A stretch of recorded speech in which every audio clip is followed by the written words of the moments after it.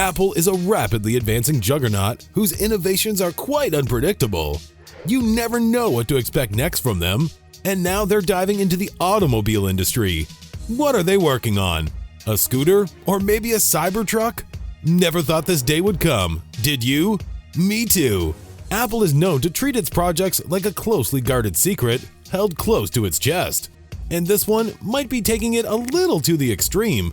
The project was in the rumor mill for over a year, and even now, in 2022, there seem to be no concrete details on Apple's own branded car. Since the general market caught a whiff of the news, we began sniffing around for trade deals involving Apple, industry partnerships, and possibly news about the vehicle's specifications. People have thought about the possibility of Apple producing a car of their own for a few years, and it was passed off as some other grand plan that they are keeping out of public view. One of the biggest questions that swirled around and remained unanswered is whether it will be an Apple car or simply software integrated into other vehicles that can also be licensed to other car makers. This makes sense when you consider that even though they have been known to interface hardware to go with their software, Apple is a hardcore software development company. From the offset, it will look as if Apple is extremely out of its element in the fast-developing automobile industry, especially having no primary experience. And they also have no auto assembly factory where they can put together their own line of machines. Without that, they're left with but one option. The only other option is to attempt to get into bed with other willing car manufacturers who will be willing to have Apple tech inbuilt in a car.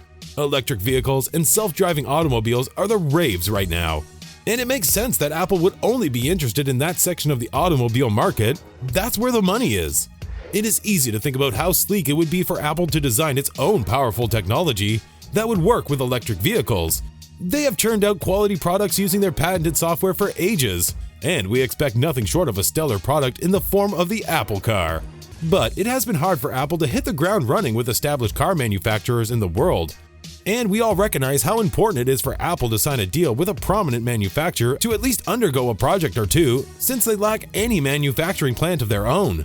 The public was left to put the pieces together about which manufacturer Apple would be most willing to do business with to build an Apple car. In 2018, reports had it that Volkswagen, the German automotive company, had some closed-door talks with Apple to produce an employee shuttle inspired by the T6 Transporter vehicle. According to what we heard, the meetings barely made it past the early stages after the earlier tests failed, and there were information leaks by employees here and there. Thus, the curtains were drawn on the subject.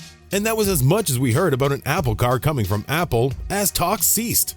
But the issue still remained. 2021 would see Apple being linked once again to Hyundai for their likely production of the autonomous EV. Rumors had it that a deal was signed between Apple and Hyundai, and with Kia in that mix, Apple's first car would likely enter the market in 2024. The deal in question was suggested to have been two-pronged, as Apple considered Hyundai and Kia.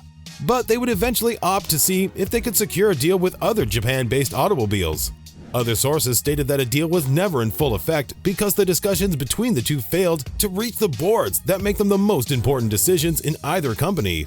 Apple has never truly learned how to secure partnerships, and it's proven to be a sticking point for Apple. Their industry differs by a large margin, and they might not be so knowledgeable in this capacity. It underlies the fact that they require the help of a big automaker to come to their rescue. Many of the big car brands are not interested in being a bit part supplier when they're looking to pick up on the race and win some ground in the EV industry from Tesla.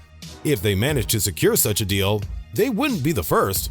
Tesla has partnered with Foxconn to produce some of their products, and the cars ultimately bore Tesla's brand name. Apple could get to enjoy the same kind of deal. Are there any prospects in the short term? Yes.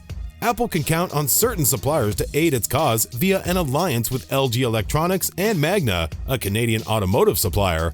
Magna is an example of a company that has veered slightly from the smartphone industry to dabble in the high-growth areas such as selling electronic vehicle parts. On the other hand, LG is not an automaker, but their interest in the industry could make South Korean companies good partners for Apple as they hunt to find their feet in the EV industry. EVs do need batteries, and we think negotiations are on to partner with the Chinese battery supplier KATL in the same way that Foxconn serves Tesla. KATL would supply Apple cars with a high-quality power source, but there's a catch. KATL would have to build a factory in the US. Otherwise, we kinda have a deal breaker here. It could prove challenging since China and the US are not exactly on the same page. Apple has an option to consider right where they are in the US in the form of Lucid Motors, which is actually experienced in the EV space. Like Apple, they focus on luxury and disruptive products. Apple has several products that could be attractive to an EV maker looking to make some in-car integration systems, such as the Apple CarPlay. Lucid could enjoy these services, and they could as well offer Apple manufacturing infrastructure to get started on their own EV. Tim Cook already stated that Apple will not rest its oars to be seen as a software company in the EV space, but would go a bit further by integrating hardware and software to create some magic. This is what Apple does best.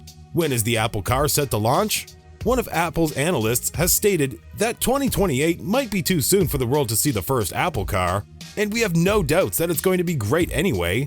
Much of the delay is due to the lack of any real partnership to kickstart the journey. And we're holding out that should things fall into place, an early release by 2025 or 2026 is highly likely.